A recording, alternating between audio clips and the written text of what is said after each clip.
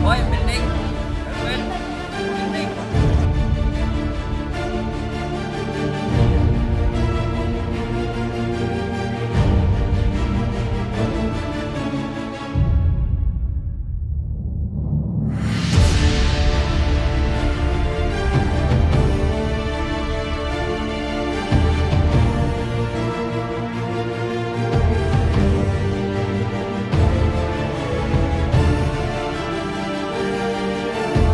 Nakakain na.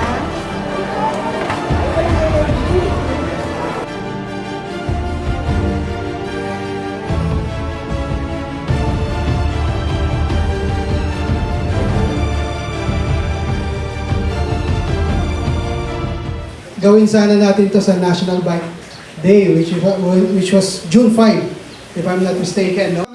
Hindi nakakaalam ang Las Piñas Parañaque Wetland Park, yung ating pinadyak, pero of course, mas maganda na rin maikli yung ating pinadyak kasi yung energy natin ay madidevote natin mamaya sa pag-clean up. So, para po sa ating kaalaman, ito pong ating pagpadyak ngayon ay hindi lamang po mismong ano po natin, ang pagbabay po natin, but rather kasama na po yung ating pong volunteer action para po sa ating pong problema kinakarap pagdating sa basura.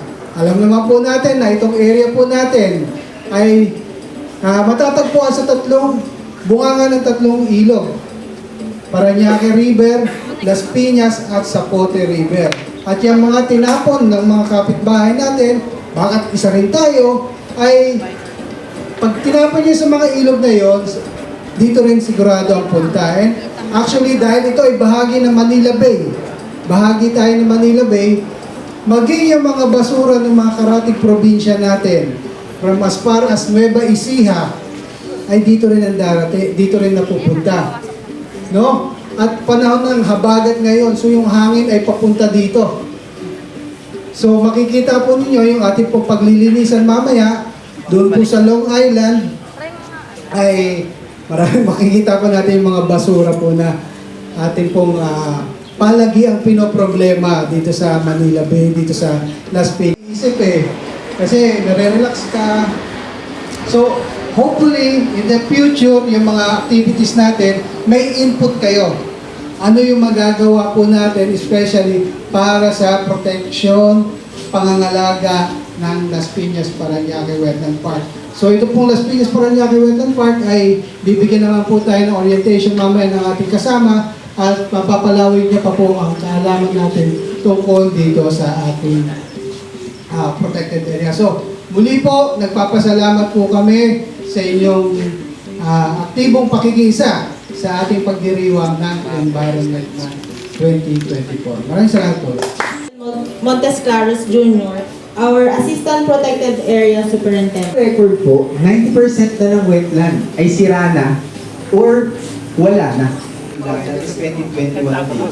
Imagine, 85% na ng wetlands dito sa Pilipinas ay already lost.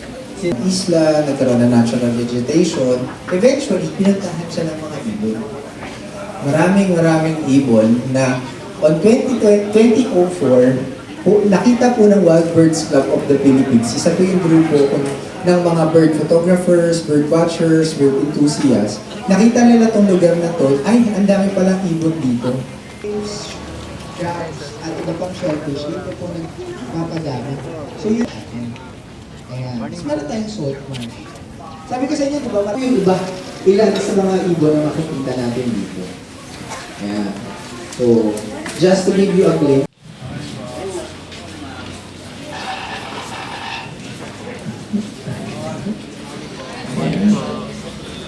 Good morning po, Senator. Pwede bang itaas nyo ang inyong kamay at palakpakan natin? Council of the Boy Scout of the Philippines. And